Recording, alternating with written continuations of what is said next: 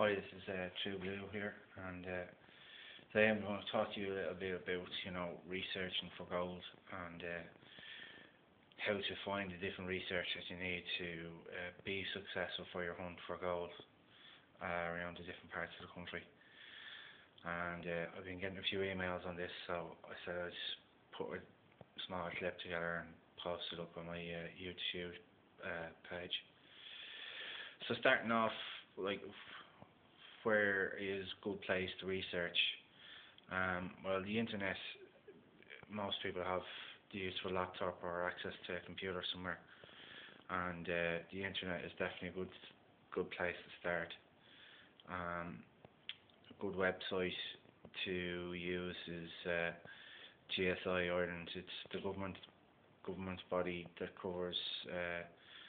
It's under the government body Marine and Natural Resources, and it covers all the different mineral rights within the country for gold, silver, lead, copper, all the different mineral rights within the country. And if you go onto the GSI website, you can access, there's a couple of key maps that you'll need to get a hold of when you're starting your research. And one of them would be this gold mapping CD here.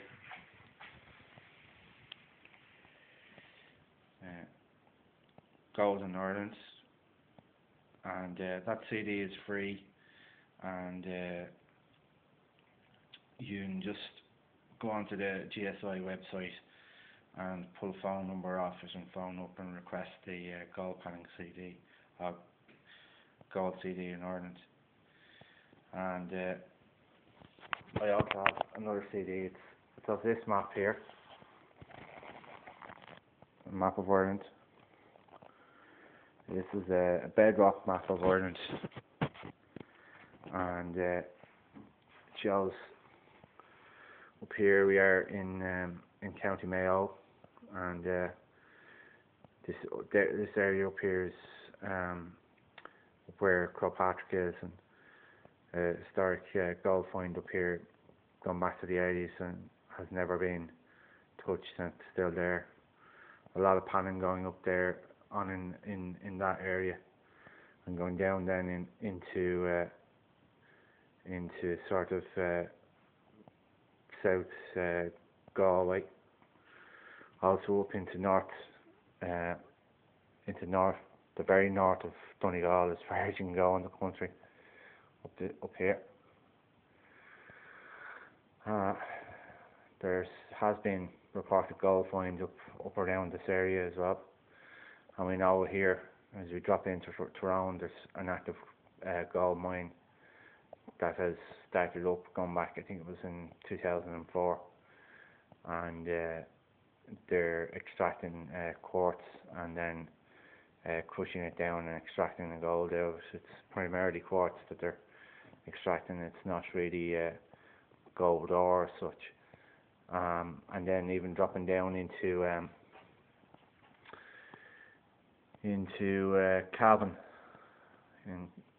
into this area here, just above Carrickmacross. There's been a gold find up in this area going back to 2006, and then of course you have Wicklow and the historic gold, the last major gold rush within the country happened in Wicklow, going back to 1800s, and then again into south Wexford, across into this area in Cork as well. So I think and then up into the Midlands area, up where I am here in Portlaoise, along the Laois-Offaly border.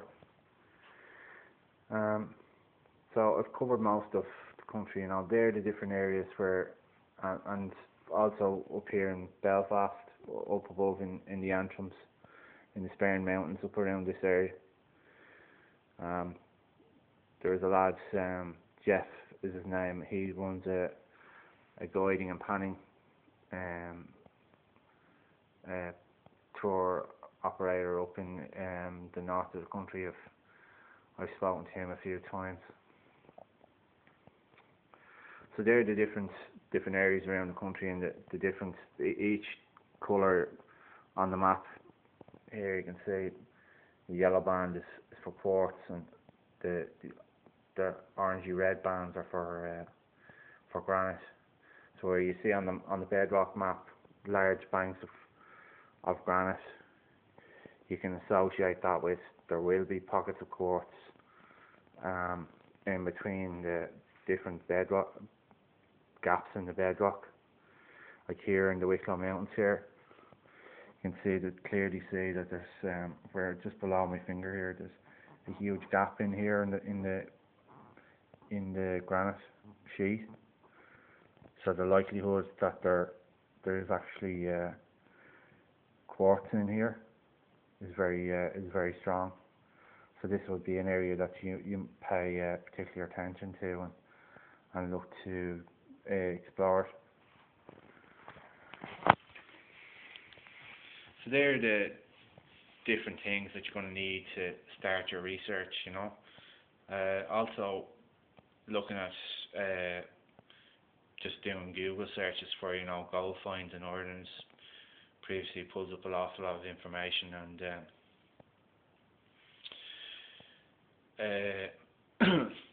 local newspapers as well, but do it on a sort of more regional search, like do sort of Leinster, then do Munster, and then do Ulster and Connacht then as well.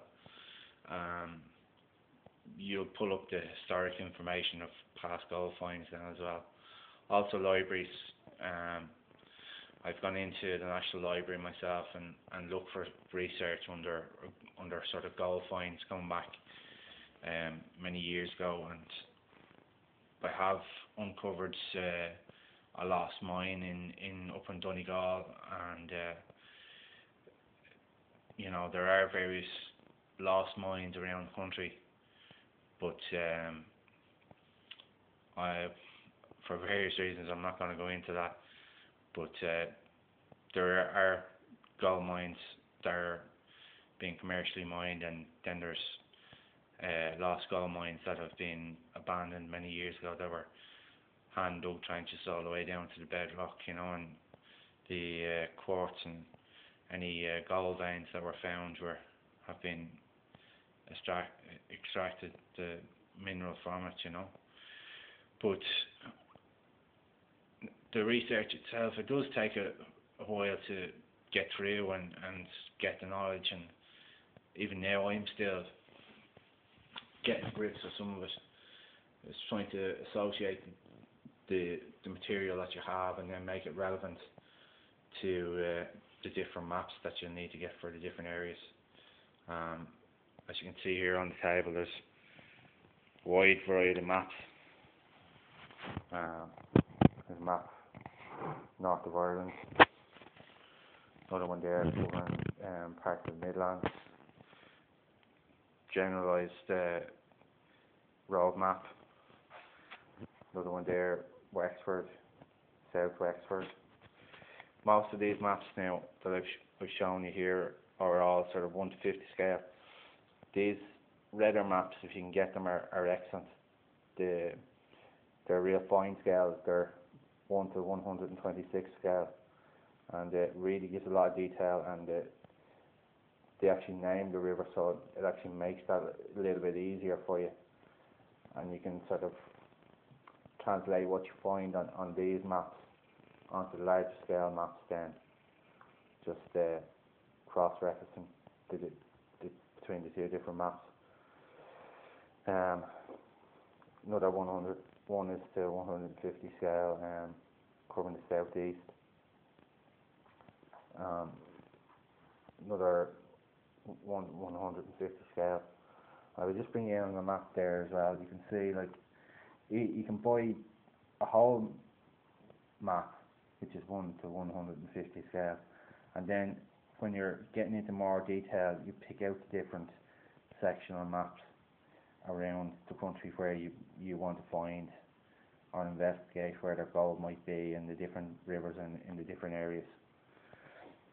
And this is another tool that I've been using lately, and it's not much talk about at all really. It's walking clubs and walks. You know, there's a walking club to you. Well, in the area I'm exploring in Laois Offaly, like, I'm not from Laois Offaly. I don't really know the area very well. As you probably can gather from my accent, I'm from Dublin, and to try and find out the different areas, like, I can read a gold map and CD, but then trying to relate it to where everything is when you actually get down on the ground is hard. So getting that bit of local knowledge and tying in with people that, you know, are guides and know the area very well is very, very beneficial. You know, like, you have to be discreet in your discretion to them as to what it is you're doing, but 9 times out of 10 they're only too willing to help you. So that's really useful information. Like, and an awful lot of the walks that are run in the area that I'm covering in Laois Offaly, like, they run alongside the various rivers and streams that are in the area, and the accessibility of the walking club within the Laois Offaly area makes it very easy to get in and out of the different areas, and also gives you a good lie of the land then with the different walks in and where the rivers are located, and where the different parts of the river, key parts of the river that you think the gold may lie in, like on a very sort of acute sharp bend, or a very sort of hilly sort of gorge area in the mountain area where there might be a very steep waterfall or something like that, you know. Key features within the river, you know, that's basically what you're looking for all the time. So I hope that's helpful and insightful to you. So this is True Blue signing out. Bye now.